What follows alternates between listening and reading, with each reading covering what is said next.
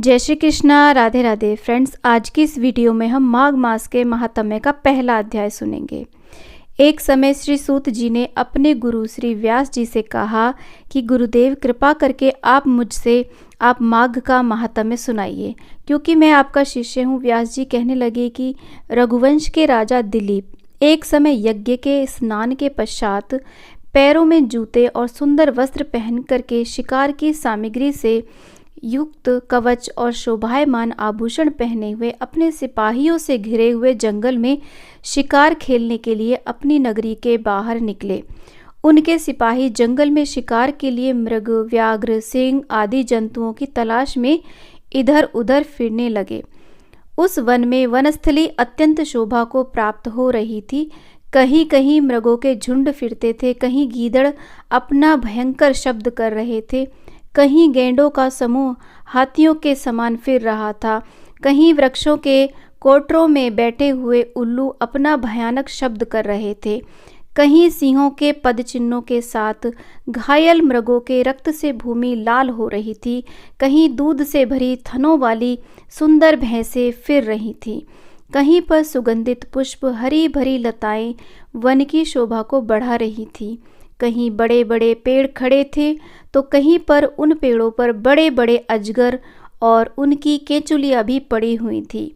उसी समय राजा के सिपाहियों के बाजे की आवाज़ सुनकर एक मृग वन से निकलकर भागने लगा और बड़ी बड़ी चौकड़ियां भरता हुआ आगे बढ़ा। राजा ने उसके पीछे अपना घोड़ा दौड़ाया, परंतु मृग पूरी शक्ति से भागने लगा। मृग कांटेदार वृक्षों के एक जंगल में घुसा और राजा ने भी उसके पीछे वन में प्रवेश किया, परंतु कुछ दूर जाकर मृग राजा की दृष्टि से ओझल होकर के निकल गया। राजा निर्जन वन में अपने सैनिकों सहित प्यास के मारे अति दुखी हो गया।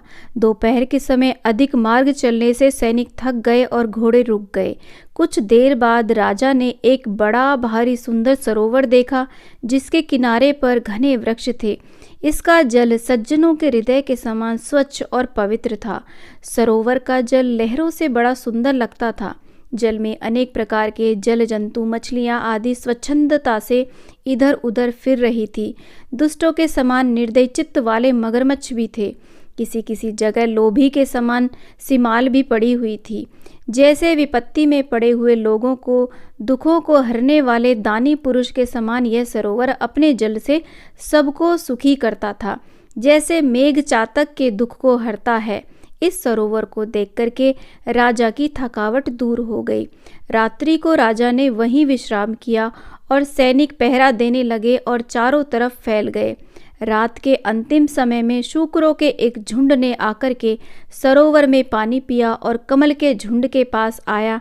तब शिकारियों ने सावधान होकर के शूकरों पर आक्रमण किया और उनको मार करके पृथ्वी पर गिरा दिया।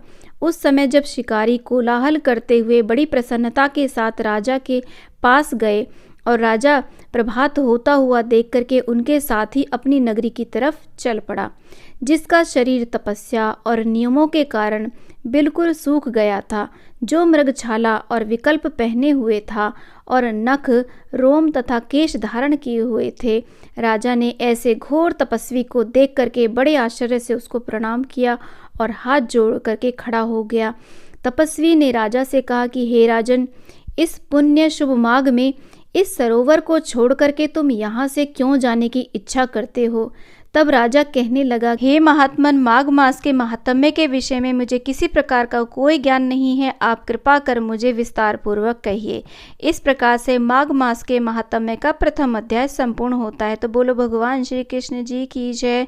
तो फ्रेंड्स, आज का ये वीडियो आपको कैसा लगा मुझे कॉमेंट बॉक्स में ज़रूर बताइएगा। वीडियो थोड़ा सा भी पसंद आया तो प्लीज़ वीडियो को लाइक, शेयर एंड चैनल को ज़रूर सब्सक्राइब कीजिएगा और कॉमेंट बॉक्स में जय श्री कृष्णा, राधे राधे अवश्य लिखिएगा। फ्रेंड्स, जय श्री कृष्णा, राधे राधे।